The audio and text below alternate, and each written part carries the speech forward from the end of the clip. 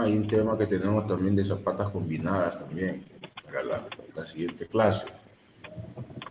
Ok. Ya casi estamos, bueno, nosotros estábamos terminando 15-21, no, todavía tenemos algo de tiempo. 15-21, el 21, el 20 de agosto. Sí, bueno, esa es la última semana, creo. 20 de agosto. Bien.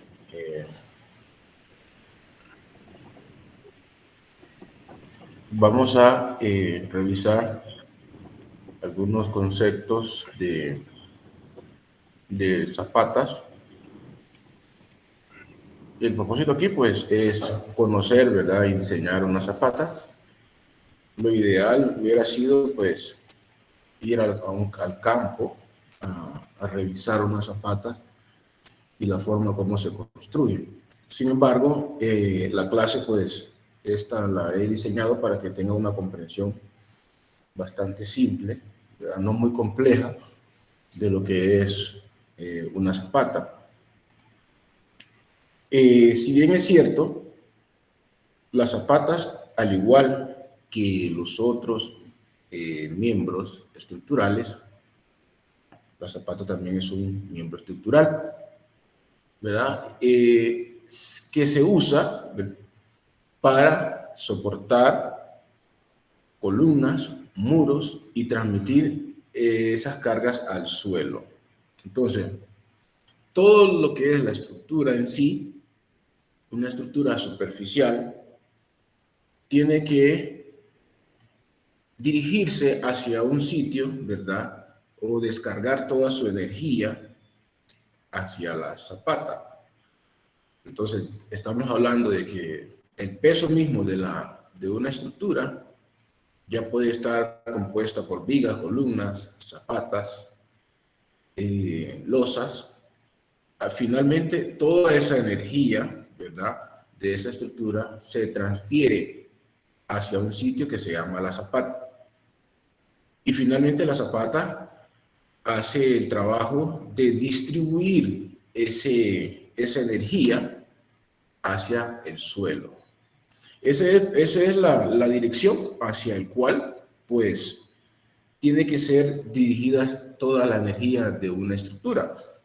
Y finalmente el suelo, ¿qué es lo que debe de hacer el suelo? El suelo debe ser capaz de poder resistir toda esa energía que se le está imponiendo para que la estructura pueda permanecer fija durante mucho tiempo.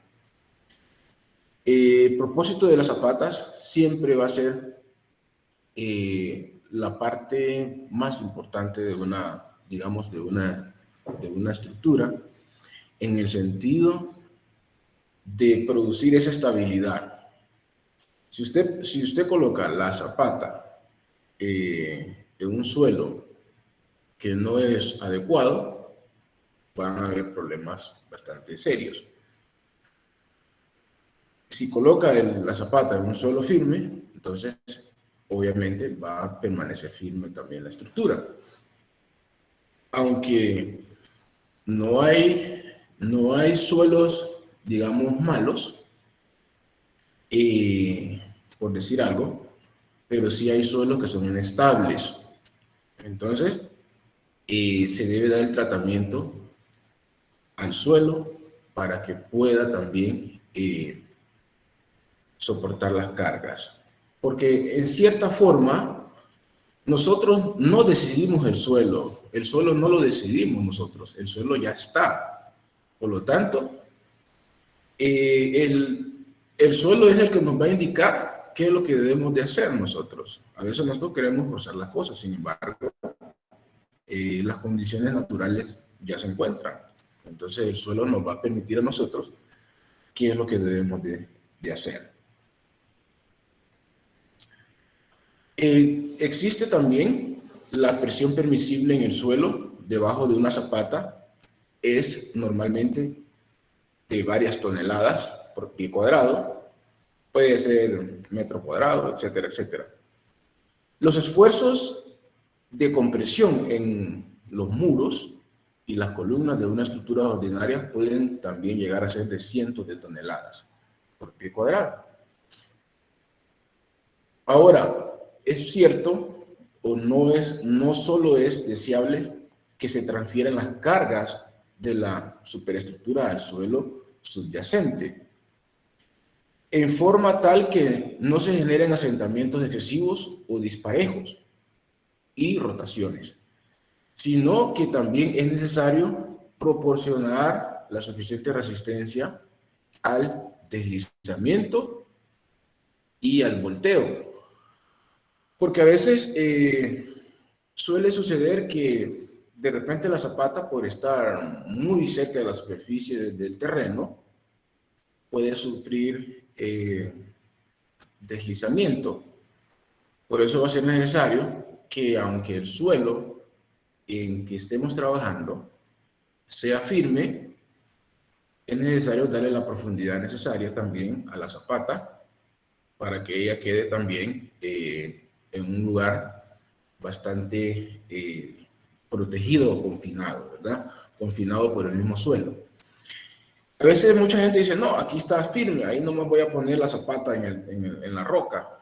Entonces, hay que tener mucho cuidado con esta situación, porque si se da el deslizamiento, podría también darse el volteo de la zapata, ¿verdad? Por eso es importante tomar siempre las medidas de seguridad o colocar la zapata, ¿verdad?, en una profundidad idónea. ¿Alguna pregunta?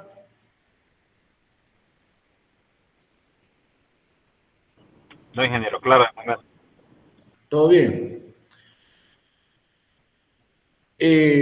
Bueno, en consecuencia con lo anterior, es necesario transmitir las cargas soportadas a un suelo de suficiente resistencia, miren, y luego repartirlas sobre un área tal que la presión unitaria quede dentro de los intervalos razonables.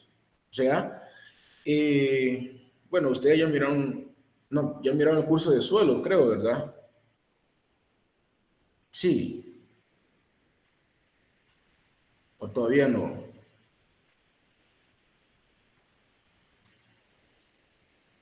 Ya tuvieron la clase de Sí, suelos ingeniero. ustedes. Ah, sí, bueno, entonces ustedes ya saben de lo que estamos hablando. Si no es posible excavar, miren, a una pequeña profundidad y encontrar un suelo satisfactorio, será necesario usar pilotes o cajones de cimentación para hacer el trabajo. A veces podemos decir que el lecho firme se encuentra a varios metros, ¿verdad? Digamos, y eso puede dificultar bastante el trabajo constructivo. Y podemos excavar una zapata tan profunda y no hallar un lecho firme. Entonces, a eso le tenemos que generar una solución. Podría usarse pilotes o cajones de cimentación. Evidentemente, cuanto más cerca esté una cimentación de la superficie del terreno, es más barato, ¿verdad? Va a ser más barato su ejecución. Pero hay razones por las cuales no deberíamos de utilizar una zapata con poca profundidad, ¿verdad? Yo les venía comentando, ¿verdad? Por la principal razón que yo les decía hace un momento, era que la zapata puede deslizarse también o también puede generarse un volteo en la zapata. Aquí tenemos algunos ejemplos típicos de zapatas. Por ejemplo, aquí tengo una zapata corrida para muro. La ventaja de una zapata corrida para un muro es que le va a generar bastante estabilidad al muro en la zapata. Entonces, cuando se hacen muros, lo mejor siempre va a ser pensar en zapatas corridas, porque le va a generar la estabilidad al muro. Y el muro va a permanecer firme, ¿verdad? También durante mucho tiempo. Sin embargo, la zapata también debe de estar. ¿En dónde debería estar la zapata, Sabrina?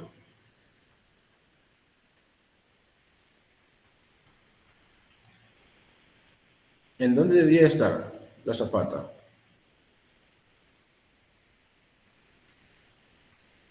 Sabrina, ¿en dónde cree que debería estar la zapata? No sé, ingeniero. ¿Dónde cree usted, Carlos Javier? En un suelo firme. En un suelo firme. Con esto sí tenemos que ser muy rigurosos con lo que es la zapata. Tenemos que ser bien precisos, ¿verdad? En colocar la zapata en un suelo firme.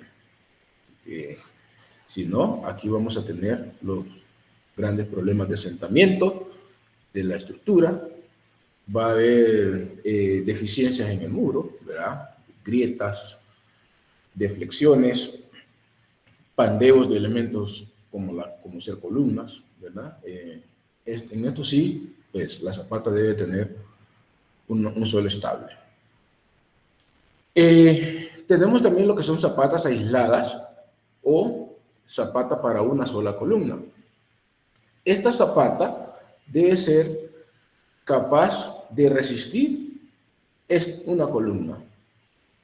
Para esto también, bueno, no estamos hablando de suelo en sí, estamos hablando de zapatas, pero el tema del suelo está muy ligado también al tema de zapatas. La zapata debe ser también capaz de poder distribuir adecuadamente su carga hacia el terreno. Y el terreno debe ser capaz de poder resistir la carga que le está imponiendo la zapata, ¿verdad? Más de la redundancia. Entonces, aquí tenemos una carga, ¿verdad? Podríamos tener una carga puntual que genera la columna. La columna puede generar una carga,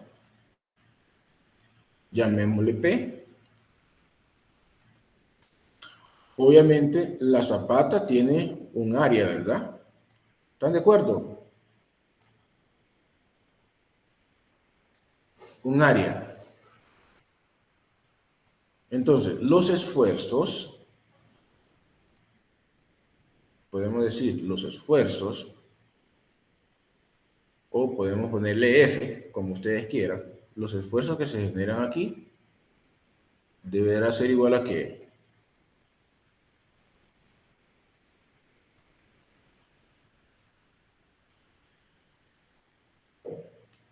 ¿A qué debe ser igual un esfuerzo?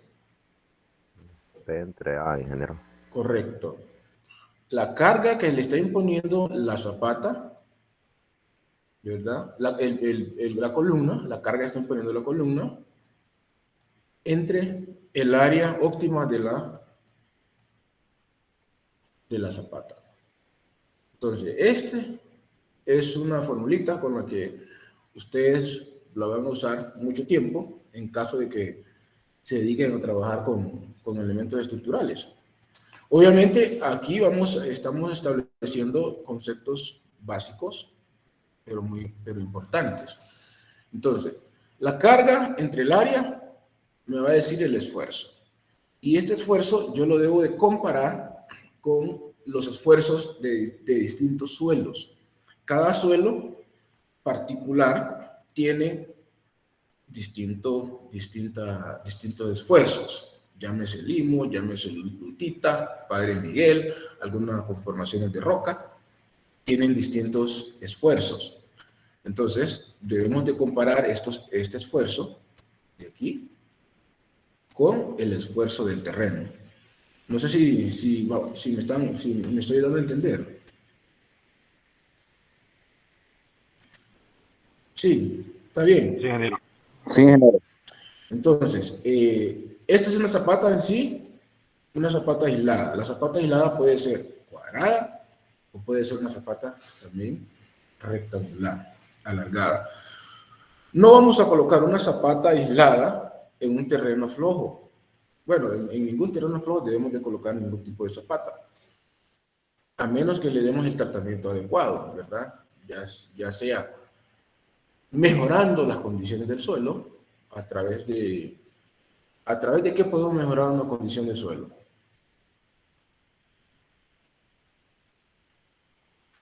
Estabilización, correcto. Algún método de estabilización, ¿como cuál?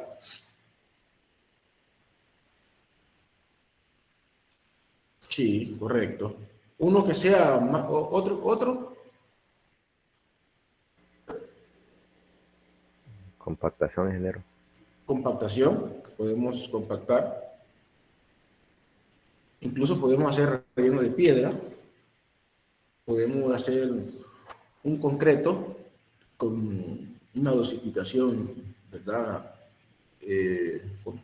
Menos resistente, o un concreto pobre, como dice, para poder colocar la zapata sobre ese concreto. Lo importante es que la zapata alcance la firmeza adecuada. Existen momentos también que necesitamos tener zapatas combinadas. Una zapata combinada se va a usar cuando tenemos las dos columnas que son columnas cercanas. Entonces, en lugar de tener una sola zapata, lo que se hace es que se combina. Y al combinarse, nosotros sabemos que cada zapata, ¿verdad? Cada columna genera un peso. Genera un peso. Podríamos tener un peso equivalente, ¿verdad? Digamos, un peso equivalente de los dos, y generar una sola zapata, siempre sabiendo que el esfuerzo va a ser la presión entre el área. En otras ocasiones podemos utilizar lo que es una losa de cimentación. ¿Han visto la losa de cimentación?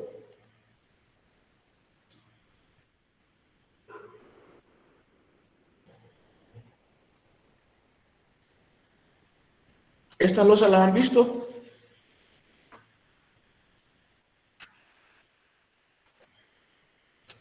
Solo las han leído. A veces muchas veces se usa la losa de cimentación cuando necesitamos mejor distribución sobre el suelo. Digamos que la distribución del suelo sea mejor a través de las cargas que va a imponer esa losa. Eso se puede hacer en terreno firme y se puede hacer en terrenos con alta compresibilidad.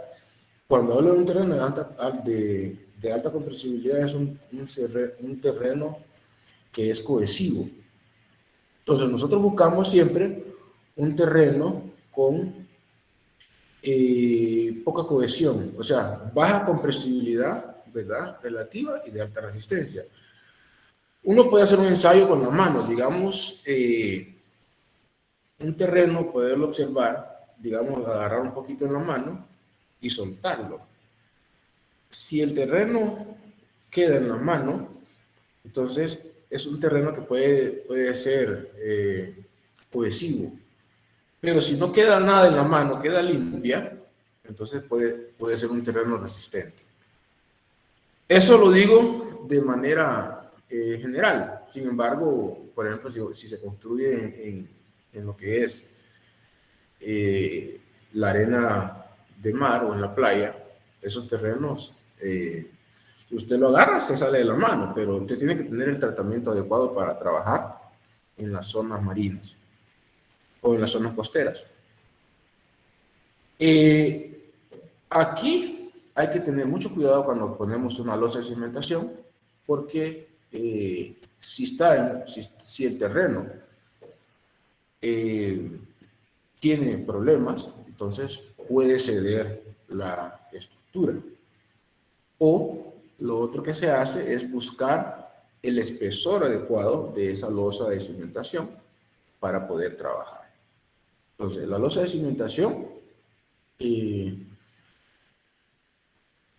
es poco usada en nuestros medios, sin embargo, sí hay construcciones de losa de cimentación. De hecho, la ciudad del Ángel fue construida con losa de cimentación. Por eso es que ustedes pueden ver que hubo un problema ahí cuando se voltearon esas casas. Casi todas eran con losa de cimentación.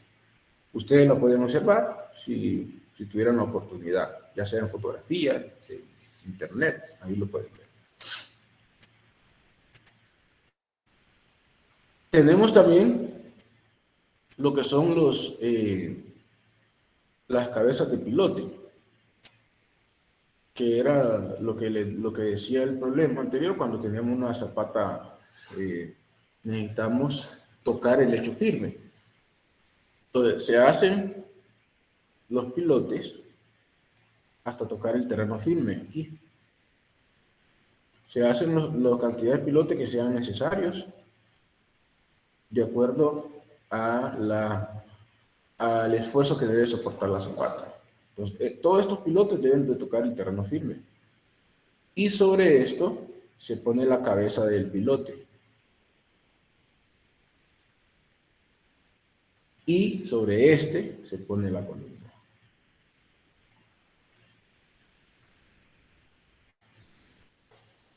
Entonces, ¿dónde está en sí el detalle? Aquí, en el suelo.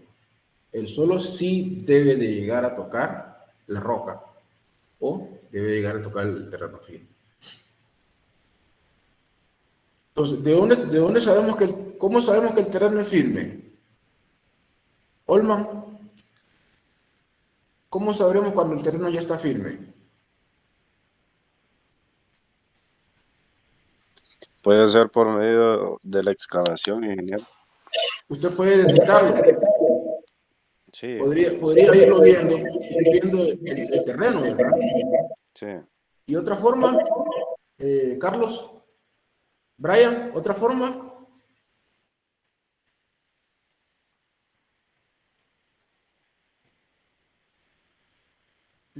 Santos, Ingeniero, haciendo pruebas con el suelo.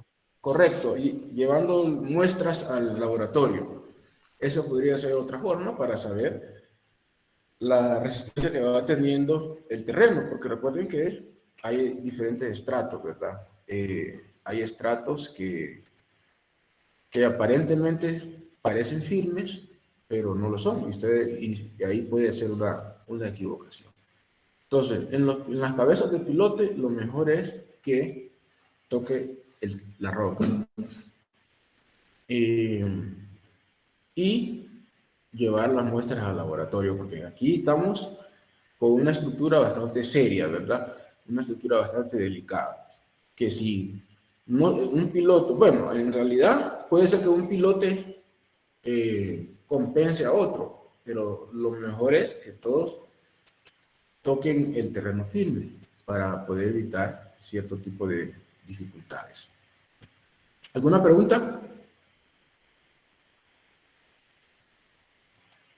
No, ingeniero. Bien, ahora podemos revisar cuál va a ser la configuración que va a tener una presión, ¿verdad? De la zapata hacia el terreno. Nosotros, por lo general, decíamos que el inciso A, o sea, la figura que está aquí, sea el comportamiento de todas nuestras zapatas. Todo el mundo desea eso, porque eso es lo ideal, porque aquí se ve que las presiones van a ser uniformes. Y es lo que nosotros deseamos, que todas las presiones de nuestras cargas sean uniformes y que el terreno reaccione también de manera uniforme. Entonces, esta es la condición supuesta, ¿verdad? Que cuando el terreno reúne las condiciones, entonces nuestras zapatas, todas las cargas, estas cargas del terreno van a ser uniformes. Miren, todo va a ser uniforme. Sin embargo, en los suelos arenosos, bueno, aquí sería para los suelos firmes. En los suelos arenosos, el comportamiento de la zapata sobre el terreno se va a ver como en esta condición B. En los extremos vamos a tener cargas menores que en la parte central de la zapata. O sea, ustedes miran aquí, la carga que está aquí en este extremo es inferior a la carga que está en el centro de la zapata. Esto ocurre siempre en los terrenos arenosos. Este va a ser el comportamiento. En los terrenos arcillosos ocurre el proceso inverso. Miren, en los terrenos arcillosos vamos a tener mayores presiones en el extremo de la zapata y menores en el centro, en la parte concéntrica de la zapata. Esta sería la condición C para terrenos arenosos, arcillosos. Ahora, hay formas de darle un tratamiento a esta zapata, ¿verdad? Obviamente. Sin embargo, vamos a revisar las presiones máximas permisibles que debemos de tener en consideración para los suelos. Se mira el recuadro. Sí, ingeniero. Sí, ingeniero. Ok. Entonces, aquí tenemos, bueno, algunos suelos, o mejor dicho, la mayoría de los suelos que podemos encontrar, y las presiones máximas permisibles que ellos tienen en kilolibras sobre pie cuadrado y en kilonewton sobre metro cuadrado.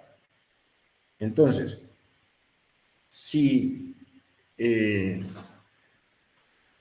tenemos, por decir algo aquí, roca, la roca tenemos 20% de la resistencia última al aplastamiento. La arena gruesa, compacta, arena fina, compacta, arcilla dura o arcilla arenosa, esta resiste 8 kilolibras sobre el pie cuadrado. Que es lo mismo, 385 kilonewton sobre el metro cuadrado. Lo que es la arcilla semirrígida o arcilla arenosa, esta resiste 6 kilolibras sobre el pie cuadrado, equivalente a 290 kilonewton sobre el metro cuadrado. La arena inorgánica compacta y mezcla de limo va a andar en 4 kilolibras sobre el pie cuadrado, es equivalente a 190 kilonewton sobre el metro cuadrado. O sea, estas unidades las vamos a utilizar, ¿verdad? Ya sea en kilolibra o en kilonewton. Ahora, la arena suelta va a andar en 3 kilolibras sobre el pie cuadrado, que es 145, ¿verdad? Kilonewton sobre el metro cuadrado. La arcilla arenosa suave o arcilla simple resiste 2 kilolibras sobre el pie cuadrado, o sea, 95 kilonewton sobre el metro cuadrado. La arena inorgánica suelta y mezcla de limo resiste 1 kilolibra sobre el pie cuadrado, que sería 50 kilonewton sobre el metro cuadrado.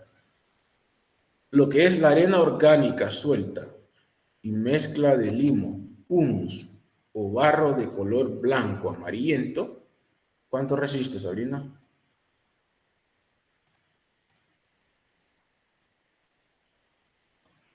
Sabrina, ¿cuánto resiste? 0. 0. No resiste. Eso significa que no se puede trabajar en esos suelos, que son tipo orgánico.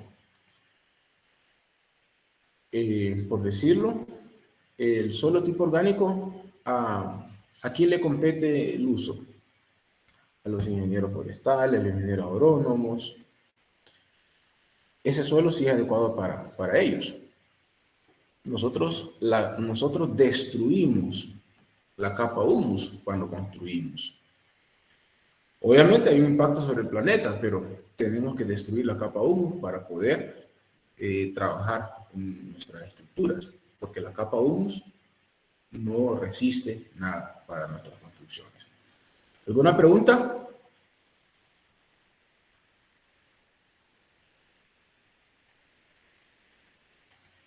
¿Estamos bien? Ninguna pregunta, ingeniero. Muy bien. Está claro la tabla, ¿verdad? Está fácil, está bien manejable. Está una tabla bien explicada. Bien, en lo que es la zapata para muro, va a tener la siguiente configuración. Si la zapata supuesta tiene carga uniforme, ¿vean? Del suelo, entonces la forma de la deformación de la zapata también va a ser uniforme, miren. Y el diagrama de cortante va a ser como el que está aquí, como esta condición. Y el de momento va a ser como esta condición de acá. Es bien sencillo. En el caso de tener la zapata con distribución uniforme, vamos a tener aquí cómo se van a comportar estas condiciones. Esta línea punteada aquí representa la varilla de refuerzo. La línea punteada. Lo miran, ¿verdad? Esta línea punteada, ¿se ve? Esto representa la varilla, el acero. Del acero para arriba, ya sabemos que se llama D, una distancia D. Hay una situación que se da aquí, que desde el borde de esta columna, la parte inferior, en diagonal, a una distancia D, se da lo que es una tensión diagonal. Puede darse en ambos sentidos. Esta tensión diagonal es una sección en donde la zapata va a tener los mayores esfuerzos que le imponen la columna. Entonces, sobre esa sección, ahí va a ser como si lo miran en planta, va a generar como un cuadrado en planta. Una sección diagonal en planta, así. Entonces, obviamente la zapata es más grande. Entonces, pero la sección donde va a estar los mayores esfuerzos es donde ocurre la tensión diagonal. Y en esa tensión diagonal se suele dar lo que es el punzonamiento. ¿Han escuchado hablar de la palabra punzonamiento? Sí, ingeniero, es una falla, ¿verdad? El punzonamiento es que la columna quiera hacer ¿qué? ¿Qué es lo que tiende a hacer la columna? Lisbeth. ¿Qué es lo que tiende a hacer la columna? No sé, ingeniero. Lo que está diciendo Olman, hay una falla ahí. Pero ¿qué es lo que está haciendo qué es lo que tiende a hacer? Punzonarla, o sea, presionar esa área de una forma excesiva. Y en el peor de los casos, que la columna quiere atravesar la zapata. ¿Sí me están entendiendo? La columna quiere atravesar esa zapata. Entonces, eso se llama punzonamiento. Y es la etapa más crítica. Es lo peor que puede ocurrir lo peor que puede hacer una columna o una zapata, atravesarla. Esta distancia D, entonces, aquí tendría siempre la misma distancia que aquí, que esta distancia de acá. Tenemos algunas herramientas matemáticas para poder calcular lo que es el espesor de una zapata para muro. En el caso de encontrar D, esta altura de E. Consecuentemente va a ser la misma D que está aquí, en esta parte de acá. Tenemos que verificar la carga última dividido entre un valor phi por 2 veces un valor lambda por la raíz de F' por BW, que tiene que ver con el ancho de la zapata. El factor phi, pues ya lo vamos a revisar, pero lambda es un valor que tiene que ver con las características del concreto. Normalmente nosotros usamos el valor de lambda igual a 1 para concreto normal o concreto de forma simple. Igual lo podemos determinar para el sistema SI, ¿verdad? 3 veces BU entre phi por lambda por la raíz de F' por BW. En el caso de diseñar una zapata corrida, bastará solamente diseñar una porción de 12 pulgadas de ancho. Entonces no es que vamos a agarrar todo de la zapata, solo vamos a diseñar 12 pulgadas de la zapata. Con eso se puede determinar lo que es el diseño de la zapata. Aquí tenemos una zapata cuadrada y la pueden ver. Se puede ver que es roca el terreno, ¿verdad? Y tenemos la distribución, ¿verdad?, de la zapata, tanto longitudinal como transversal.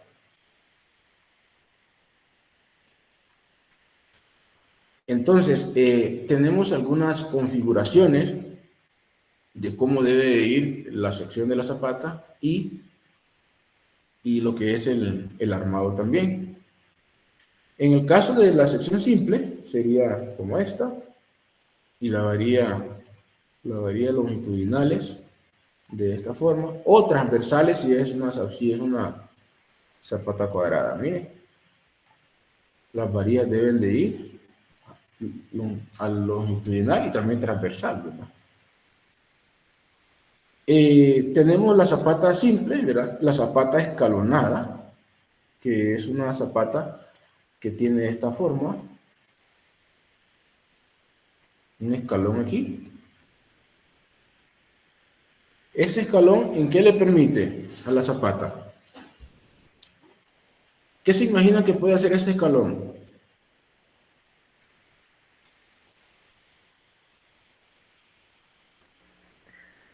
Ayudar con el funcionamiento, señor. Correcto. O mejorar las condiciones de ¿qué? De distribución de ¿qué? Del peso.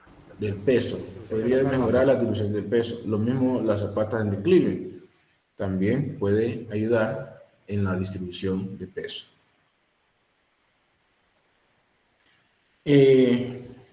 Bueno, la zapata también va a pasar por un proceso de fuerzas cortantes.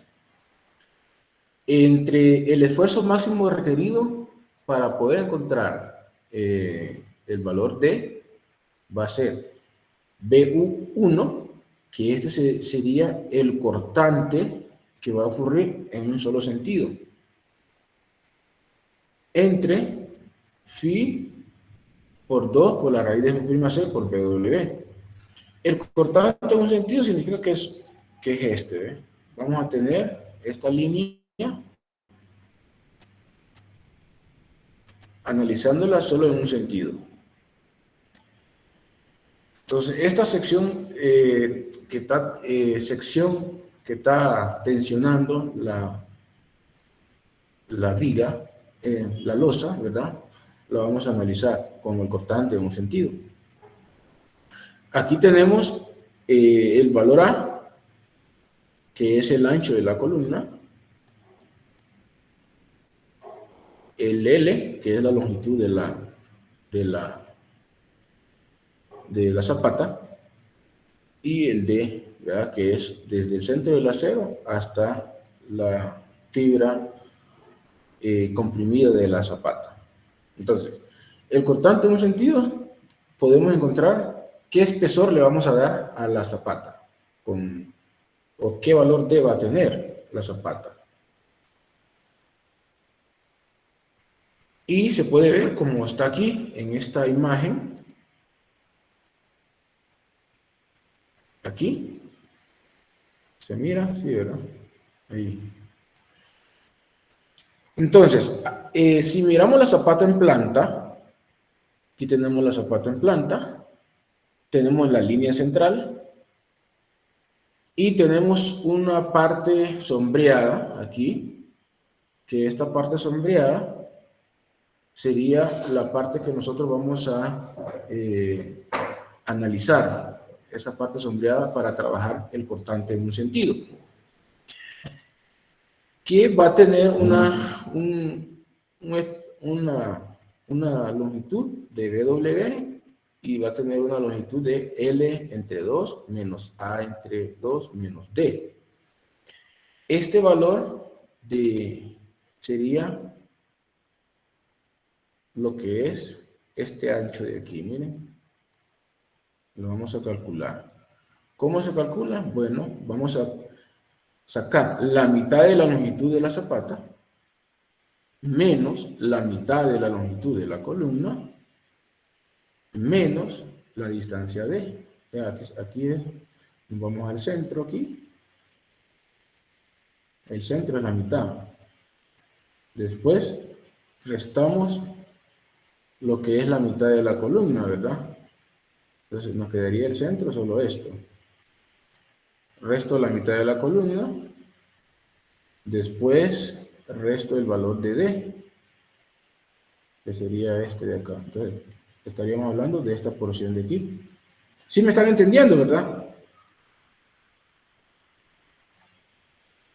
Jóvenes, ¿me están entendiendo? Sí, ingeniero.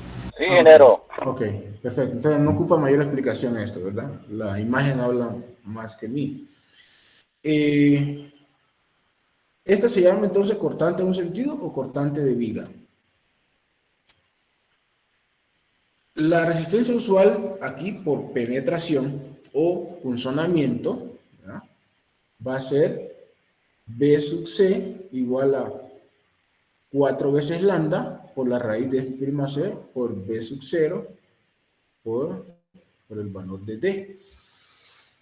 Este B sub 0 ya es el ancho, ¿verdad?, que tiene la zapata, y el D. Y el cortante en dos sentidos, ya sería que estaríamos hablando de un área mayor, ¿verdad?, una porción mayor de la zapata, prácticamente sería toda la zapata. Sería 2 más 4 sobre B sub C multiplicado por lambda por la raíz de F' C por B sub 0 por D. El término que no conocen aquí ahorita es este, B sub C. Pero si le dan una lectura al libro, el B sub C aquí es la relación que hay del largo de la columna al lado corto de la columna, ¿verdad? Entonces, carga concentrada o el área de relación. También hay un término que vamos a ver ahorita, que es alfa sub S. El alfa sub S va a tomar un valor de 40 para columnas que estén en el interior, donde el perímetro es 4 lados. Va a ser igual a 30 para columnas que están de borde, ¿verdad?, donde el perímetro es 3 lados. Y va a ser igual a 20 para columnas que estén en esquina, donde el perímetro es de 2 lados. Entonces, regresando acá, vamos a revisar lo que es el cortante en dos sentidos. Sería cuando tenemos dos porciones, ¿verdad?, de tensión acá. Entonces, la distancia de la columna a donde termina el cortante en dos sentidos va a ser la mitad de D en ambos lados. La mitad de D. A siempre sería el ancho de la columna. La parte que tiende a punzonar, exagerando, es esto. Miren, así se comporta la columna frente a la zapata. Entonces tiende a querer arrancar esa porción de la zapata para poderla atravesar. Eso es la parte que tiende a punzonar. Si ustedes miran, va a ser todo el área de la zapata, para el análisis del cortante en dos sentidos, y esta porción de acá, que es la sección que está sufriendo mayores tensiones, que sería este mismo ancho de aquí, este ancho de aquí, este ancho de acá. Este ancho de aquí. Este es A más D. O sea, el ancho de la columna más la longitud D. Si usted suma D medio más D medio es D. Entonces, A más D va a ser este perímetro, esta longitud de este perímetro de acá. Cada perímetro tiene aquí, tendría A más D. En el caso de ser cuadrada, ¿verdad? En el caso de ser rectangular, pueden haber cambios. Este también sería A más D. Entonces, para determinar todo esto, tenemos tres porciones acá. Una porción que es L medio menos A medio menos D medios más A más D. Después la otra porción de acá, L medio menos A sobre D menos D medios. ¿Preguntas, jóvenes?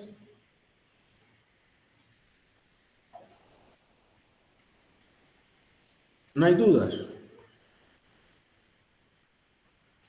No, ingeniero. Ok, aquí tenemos las ecuaciones matemáticas, ¿verdad? En el caso de encontrar el valor de B sub C, que es el valor de cortante, va a ser alfa sub S por D sobre B sub 0 más D por lambda por la raíz de G' C por B sub 0 por D. Recuerden que lambda puede ser 40, 30 o 20, de acuerdo a la posición de la columna. Para encontrar el valor D, utilizando el cortante en dos sentidos, este 2 significa que es un cortante en dos sentidos. B sub U2 sobre phi por 4 por lambda por la raíz de G' C por B sub 0. También se podría calcular usando la otra ecuación. B sub U2 sobre phi por 2 más 4 sobre B sub C por lambda por la raíz de F'C por B sub 0. Recuerden que el valor de B sub C tiene que ver con las características de longitud aquí está, de largo de la columna sobre el lado corto de la columna. Entonces, no aplicable a menos que beta sub C sea mayor que 2. También puede ser la otra fórmula, D igual a el cortante en dos sentidos sobre phi por alfa sub S por D sobre B sub 0 más 2 por lambda por la raíz de F'C por B sub 0. Y también tenemos las unidades en SI, ¿verdad? Con F'C en megapascales y el B sub 0 en milímetros, que sería de esta otra manera. Bien, después de tanto recorrido, vamos a verificar cómo se diseña una zapata. ¿Hasta ahorita les ha parecido bien?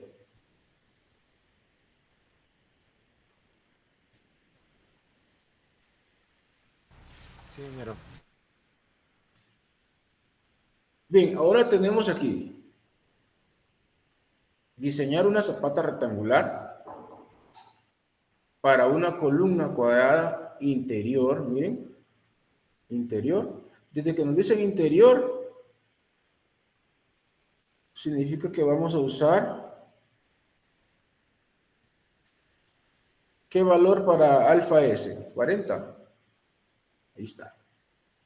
Desde que alfa S, 40. Va a tener 18 pulgadas de lado con una carga muerta de 185 kilolibras y una carga viva de 150 kilolibras. Dice aquí, haga la longitud del lado largo igual a 2 veces la longitud del lado corto, siendo FY 60.000 libras sobre pulgadas cuadradas, F'C 40.000 libras sobre pulgada cuadrada, peso normal y un Q admisible de 4.000 libras sobre pie cuadrado. Ahora nos dicen aquí, suponga que la base de la zapata está a 5 pies debajo de la rasante. ¿Qué significa que la zapata está a 5 pies debajo de la rasante?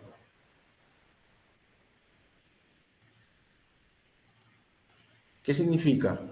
Brian, ¿qué significa que la zapata está a 5 pies de la rasante?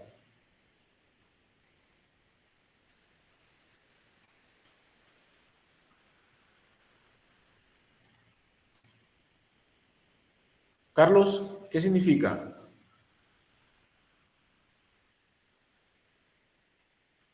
Ok, entonces vamos a hacer un esquema por aquí.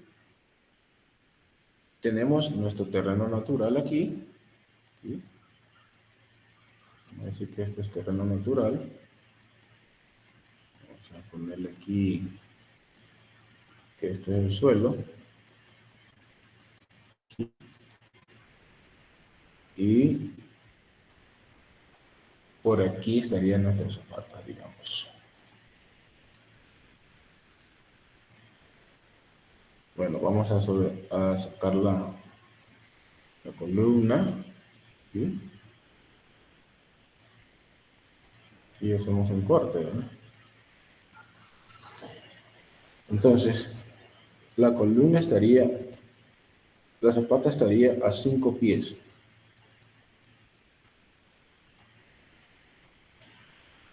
5 pies. 5 pies equivale a ¿cuánto? En pulgadas.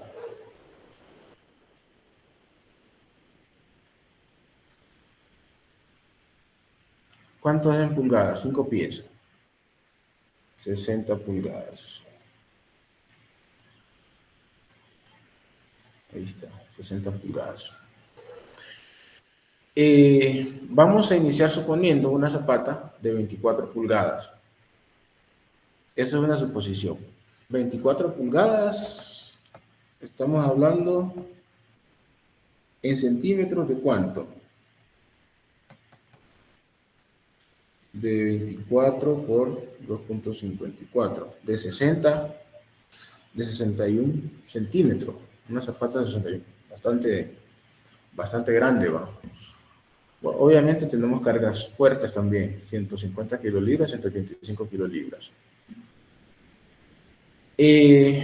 Aquí tendríamos un D de 19.5 pulgadas, asumiendo que también vamos a tener un recubrimiento. 24 menos 19.5, ¿cuánto es?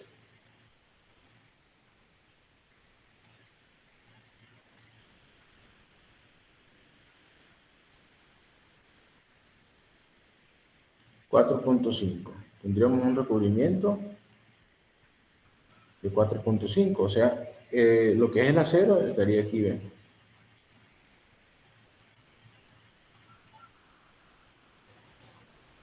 ¿Cuánto es 4.5 en centímetros?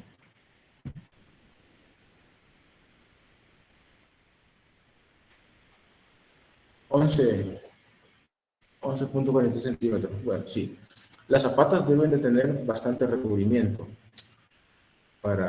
porque van a estar en el suelo, ¿verdad? Lo normal anda en 7.5 centímetros. Aunque podemos dejar una zapata, pero se le puede dejar más. Bien, teniendo el Q admisible aquí, de 4.000 libras sobre pulgada cuadrada, tenemos que encontrar el Q efectivo. Que el Q efectivo lo vamos a calcular de la siguiente manera. Vamos a poner aquí el Q admisible, que es 4.000. Le vamos a restar. ¿Qué cosa tenemos que restar? Vamos a ver si ustedes se recuerdan.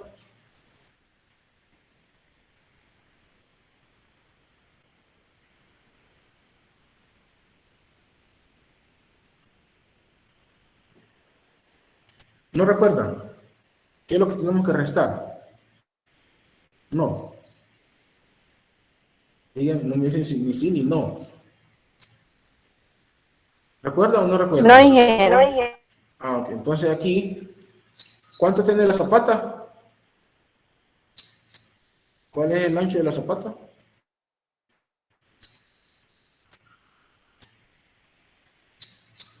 ¿Cuál es el espesor de la zapata? Tiene 24 pulgadas. 24 pulgadas, ¿qué sería? 24 pulgadas equivale a ¿cuánto? En pies, a 2 pies. Equivale a 2 pies, ¿no? Entonces tenemos que restar lo que es el peso o de lo que es el concreto, ¿verdad?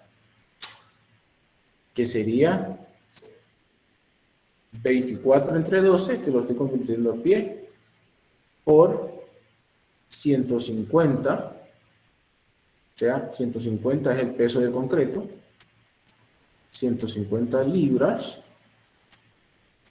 sobre pie cúbico. Ese es el peso del concreto. Estamos hablando de 150 libras sobre pie cúbico. Hola, miren, estoy chileando, miren. Ahí disculpen. Saludos. Saludos. Hola, dígame. Okay. Estoy en clase ahorita. Estoy chileando también. Estamos hablando entonces de 2 pies aquí sobre 150. Se multiplican los 2 pies que tenemos aquí. Se cancela el pie, ¿verdad? Aquí. Se cancela una vez. ¿Y qué queda? Pie cuadrado. ¿Están de acuerdo?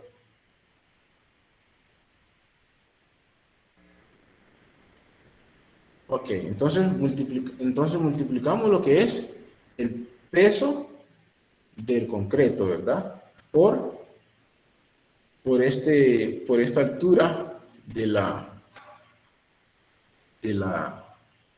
zapata, aquí. Entonces, el suelo, recuerden que pesa 150 libras sobre el pie cúbico. El concreto. Luego tenemos que hacer una resta del suelo que está debajo de acá. Entonces, un suelo normal pesa 100 libras sobre pie cúbico. Entonces, ¿qué altura tiene el suelo? Si yo ya sé que aquí hay 24, aquí hay 24 pulgadas, ¿cuánto queda arriba solo de suelo? Si de aquí a aquí hay 24 pulgadas, ¿cuánto queda de aquí hasta el suelo? 3 pies. 3 pies o 36 pulgadas, ¿verdad? 3 pies o 36 pulgadas. Entonces, eso tengo que hacer. Las 36 pulgadas la convierto a pie. O si quieren dejar los 3 pies, también no hay ningún problema. Pero yo lo estoy convirtiendo. Si tienen pulgadas, lo pasamos a pie. Le digo entre 12 y lo multiplico por 100 libras sobre pie cúbico. Entonces, estas serían las dos restas que tendríamos que hacer. restar el peso del concreto y restar el peso del suelo. Me va a quedar el Q efectivo. Si hacen la multiplicación de esto, ¿cuánto le daría?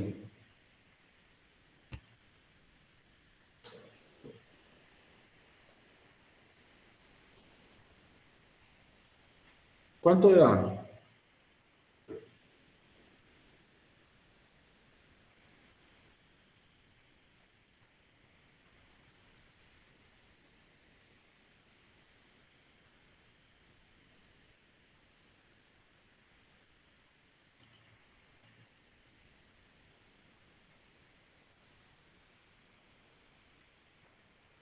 ¿Cuánto le da esta operación?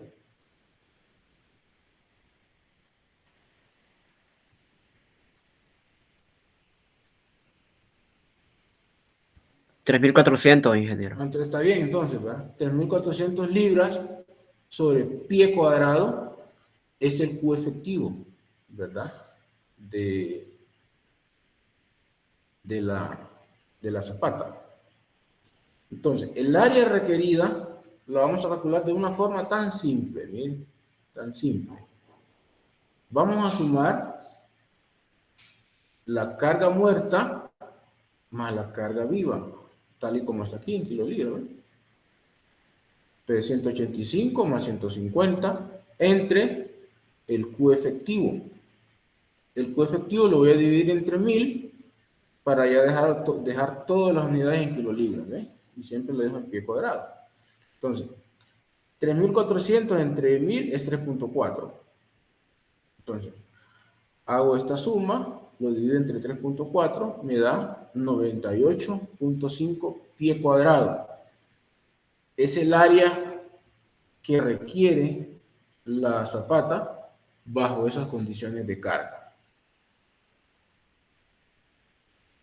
98.5 pulgadas cuadradas. Aquí podemos hacer un tanteo de cuánto puede ser el espesor de la zapata. Entonces, 7 por 14, en este caso calculamos una 7 por 14. ¿Cuánto es 7 por 14?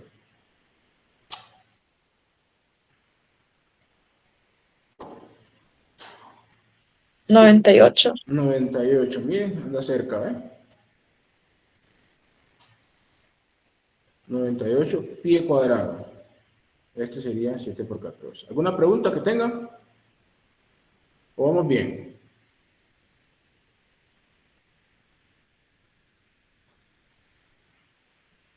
¿Están de acuerdo porque usamos 7 por 14?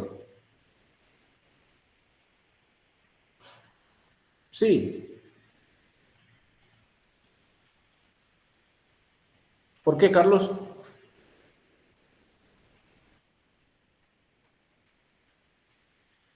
Por esto, ¿eh?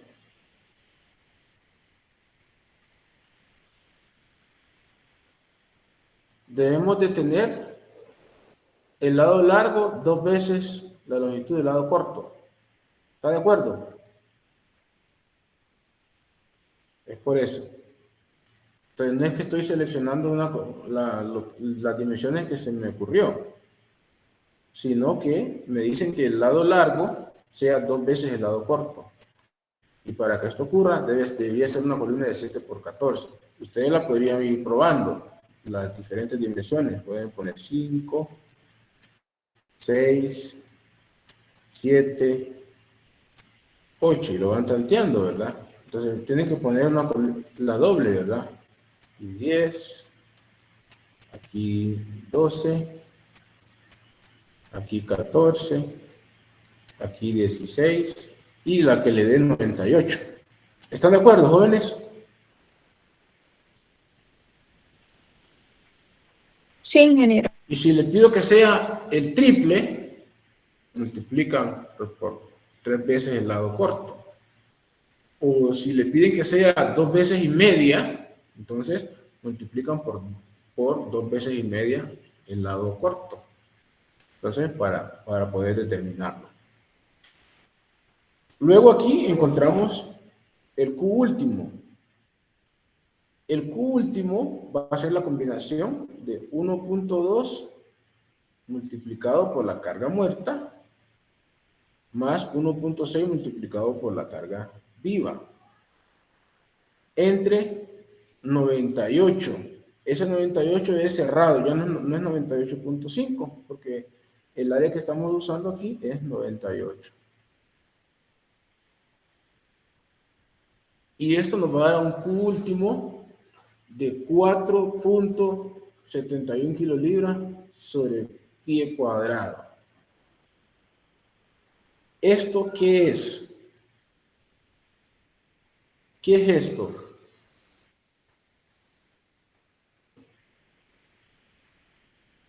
No lo escucho. ¿Qué sería eso?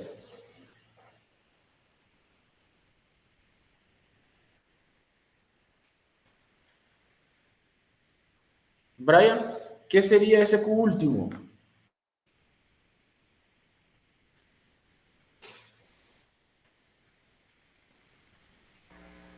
El esfuerzo, ingeniero. ¿El esfuerzo de quién? Que se le va a aplicar al suelo. Que se le va a aplicar a la ¿qué? La zapata. A la zapata.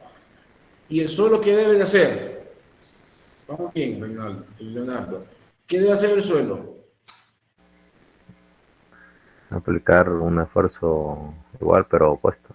Exactamente. Tendría que tener cerca de 4.71. Que debería ser mayor, ¿verdad? O igual. ¿Están de acuerdo? El suelo debe ser igual o mayor que este esfuerzo, ¿sí o no?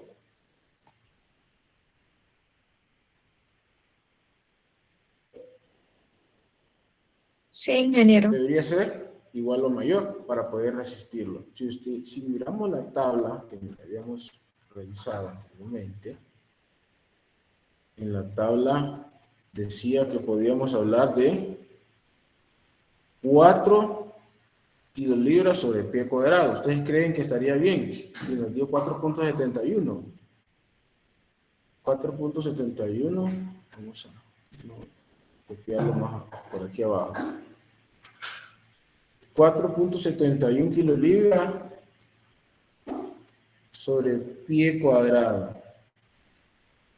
¿Qué suelo reuniría esa condición de resistencia? Arcilla arenosa, ingeniero. Arcilla, Arenosa. ¿qué Porque es número mayor. es? ¿Qué número es? El 6. El 6. Arcilla semirrígida o arcilla arenosa reúne esa condición. ¿O cuál? El de 8. El Arena de gruesa, 8 compacta ¿y qué? y roca. Y roca. Entonces, esas sí reúnen las condiciones. Aquí solo estoy haciendo una comparación, ¿verdad? Para que ustedes puedan decidir el tipo de suelo, porque yo les podría hacer la pregunta a ustedes. ¿Qué suelo puede considerarse de acuerdo a este esfuerzo? Entonces ustedes podrían responder aquí, ¿verdad? Podrían responder cualquiera de los tres. Y podrían responder cualquiera de los tres. O les podría dar también un rango de valores que esté entre 6 y 8, por decir algo. O que esté entre 4 y 6. Aquí solo estoy tratando de ampliar, ¿verdad?, el concepto. ¿Queda claro, Sabrina? Sí, ingeniero. Muy bien. Ahora, de aquí vamos a verificar el peralte por cortante en un sentido. Entonces, el peralte por cortante en un sentido, vamos a tomar este valor B sub 0, este es B sub 0, como un valor de 7 pies. ¿De dónde estamos tomando esos dichosos 7 pies? ¿Dónde tenemos la zapata? ¿Cuánto es la zapata?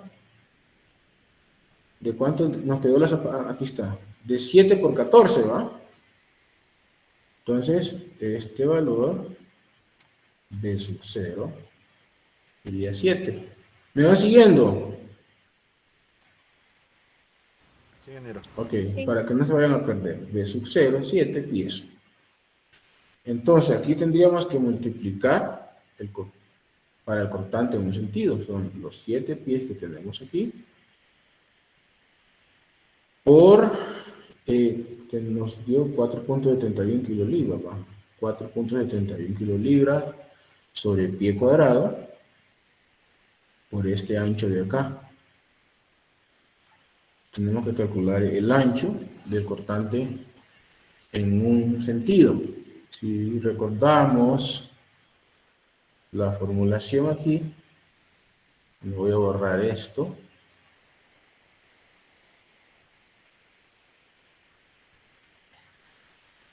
¿Cuánto tenemos?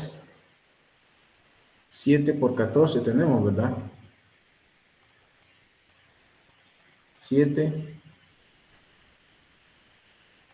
7 por 14.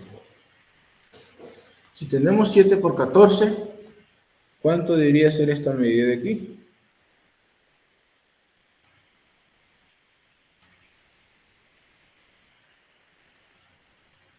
Aquí les toca ayudarme. ¿Cuánto debería ser?